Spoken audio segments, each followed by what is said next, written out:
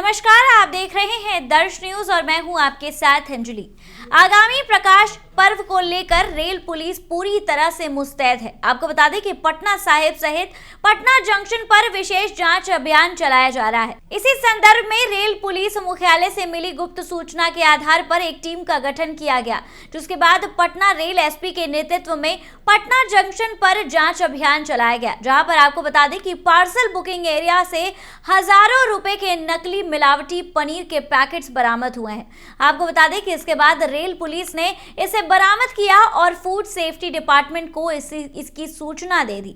पनीर की जांच में यह स्पष्ट हो गया है कि वह मिलावटी है। उसमें मैदे और पाउडर से वो जो पनीर है वो मैदे और पाउडर से मिला हुआ है। वहीं पनीर के परिवहन मानक को भी ख्याल नहीं रखा गया है। इसके साथ ही आपको बता दें कि रेल एसपी अमृतेंदु शेखर ठाकुर ने इस मामले में जानकारी देते हुए बताया है कि आगामी प्रकाश पर्व को देखते हुए पटना जंक्शन सहित अन्य स्टेशनों पर जांच अभियान चलाया जा रहा है, जिस संदर्भ में मिली सूचना के आधार पर यह बड़ी कार्रवाई की गई है। 250 किलो मिलावटी पनीर बरामद किए गए हैं, जिनकी कीमत लगभग 70,000 रुपए बताई जा रही है।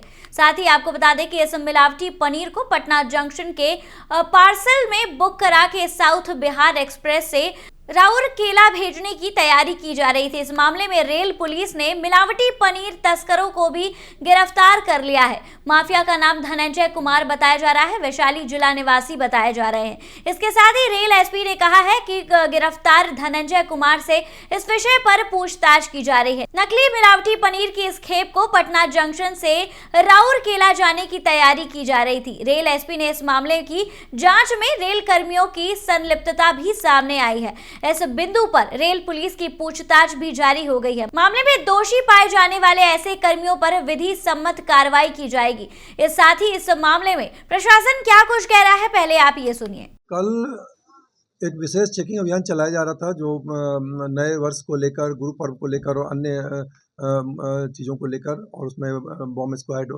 और सभी के द्वारा जांच किया जा रहा था। इसी क्रम में एक गुप्त सूचना मिली कि पार्सल के माध्यम से दूसरे राज्य में नकली पनीर, मिलावटी पनीर भेजने का कारोबार चल रहा है। इसी क्रम में पुलिस उपाधीक्षक मुख्यालय के नेतृत्व में एक टीम बनाई गई, जिसमें कि पुलिस उपाधीक्षक विधि व्यवस्था और राजेश सिन्हा पुलिस निरीक्षक तथा अध्यक्ष पटना जंक्शन एवं अन्य लोगों को शामिल किया गया। और इस टीम के द्वारा जब वहां जांच की गई पार्सल क्षेत्र में, तो पाया गया कि एक व्यक्ति 250 किलो पनीर दूसरे राज्य में बुकिंग कर चुका था और उसको दूसरे राज्य में भेजने की तैयारी की जा रही थी साउथ बिहार एक्सप्रेस ट्रेन से। उसकी जब जांच की गई फूड सिक्योरिटी ऑफिसर के द्वारा पटना के, तो उसमें पाया गया कि उसमें जो पनीर था वो मिलावटी था और उसको रेलवे के द्वारा परिवहन करके भेजा जा रहा था। एक रोचक तथ्य सामने आया कि जो पनीर भेजा जा रहा था उसके लिए जो 5 डिग्री सेंटीग्रेड, जो कि फूड सेफ्टी स्टैंडर्ड जो एक्ट है उसके तहत जो एक स्टैंडर्ड है कि 5 डिग्री सेंटीग्रेड से नीचे उसको उससे ज़्यादा पे नहीं परिवहन करना है, वो पालन नहीं किया जा रहा था। यह एक पहलू है। अगर वो पनीर 18-20 घंटे के जर्नी के बाद गंतव्य को राउरकेला भेजा जा रहा था, वहाँ पहुँचता है और वो पनीर खराब हो जाता है, तो निश्चित रूप से वो ह्यूमन कंजम्पशन के लिए और ही घातक था, खास करके तब जबकि वह पनीर मिलावटी था। इसमें एक व्यक्ति जो धनंजय कुमार हैं, पिता सजीवन राय, साकिन जोरावनपुर कराड़ी, थाना जोरावनपुर, जिला वैशाली, इनको गिरफ्तार किया गया है। कारण दर्ज किया गया है food safety and standards act और BNS के अंतर्गत, भारतीय न्याय संहिता के अंतर्गत में गिरफ्तार किया गया है।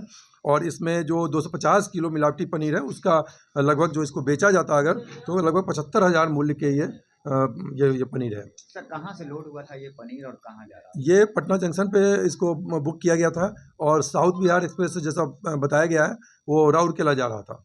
पूछताछ में क्या बताया, कैसे पनीर तैयार करते थे, क्या क्या मिलाते थे? बिंदु पे जांच की जाए, लेकिन इतना है कि वहाँ पे भी ये यहाँ से पनीर को भेजते थे और संभवतः इनके पास लाइसेंस नहीं था और ये वहाँ पर भी दुकान एक चला रहे हैं, उस पर भी अनुसंधान की जा रही है। और इसमें अगर ये लंबे समय से अगर इसको परिवहन किया जा रहा था, तो रेलवे के कर्मियों की संलिप्तता से भी इनकार नहीं की जा सकती है। उस बिंदु पे भी जांच की जा रही है, क्योंकि यह एक गंभीर मुद्दा है कि रेलवे एक परिवहन का साधन है जो कि पूरे देश में एक जगह से दूसरी जगह जा रहा है। और पनीर जो कि कंजम्पशन लगभग हर शहरों में होता है और उसमें वो पेरिसेबल आइटम है और उसमें वो बहुत जल्द खराब हो जाता है, तो उसको एक तो स्टैंडर्ड में उसको नहीं भेजा जा रहा था। तो क्या SOP का पालन किया गया, यह सब बिंदुओं पे पुलिस अनुसंधान कर रही है। और इसमें जो भी संलिप्त कर्मी है, अगर ये लंबे समय से भेजा जा रहा था और एक गिरोह के रूप में कार्यरत था, तो निश्चित रूप से यह एक चिंतनीय तथ्य है और इस पे सभी बिंदुओं पे पुलिस रेल पुलिस पटना अनुसंधान कर रही है। पार्सल कर्मी की इस बिंदु पर हम लोग अनुसंधान कर रहे हैं कि यह एक कोइंसिडेंस था, जस्ट पहला इंसिडेंस था, या ये बहुत लंबे समय से चल रहा था।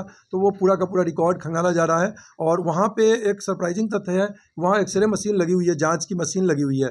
तो वो जांच के मशीन में निश्चित तौर पे इसका खाद्य सामग्री को अगर आप जांच करते हैं और उसको अगर ऐसे ही खुले में रख के उसको पन्नी में सिंपल और बहुत उसको ढंग से नहीं पैक किया हुआ था, वो फ्रीजिंग जो कंडीशन होता है उसको उसमें नहीं रखा हुआ था, तो यह एक काफ़ी चिंतनीय तथ्य है।